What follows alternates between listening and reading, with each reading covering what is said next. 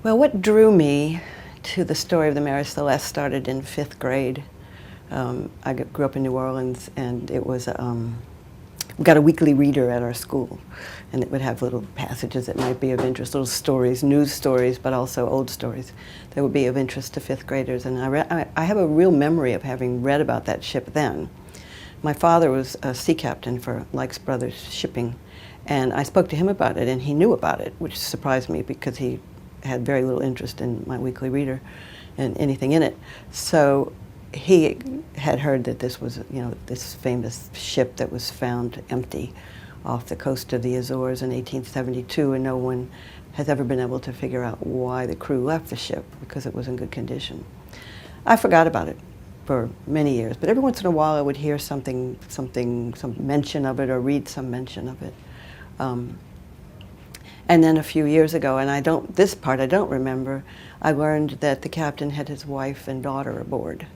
And that was when I began to think that I would like to write about that story, because it surprised me.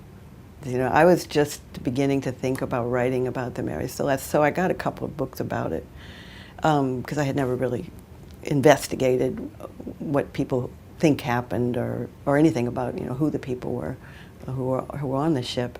And you can't look very deeply before you hit Conan Doyle. And so he wrote one story, The Captain of the Pole Star, which was published. Not much came of it.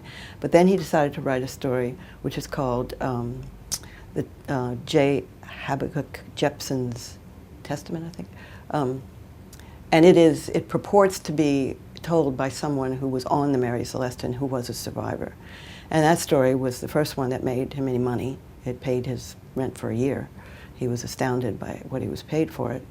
And it was immediately a bit of a buzz about it because people wondered if it was true or not.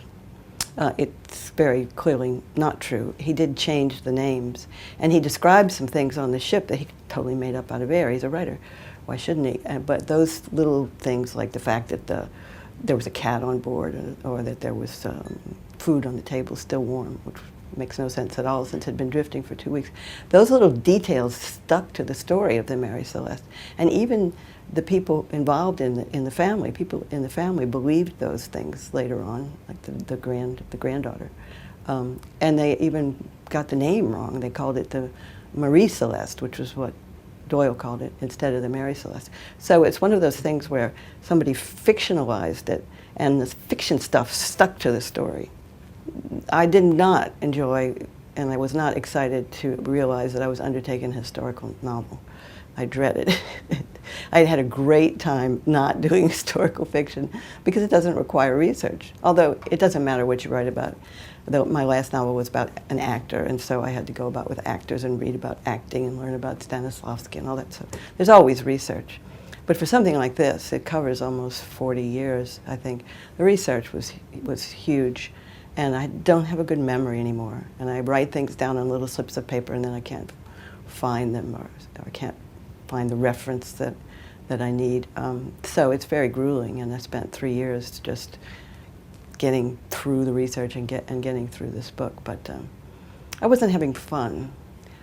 And at first I didn't really know where I was going. I knew what the strands were. But gradually toward the end I began to see that it did all fit together, and I was having a bit of fun at the end.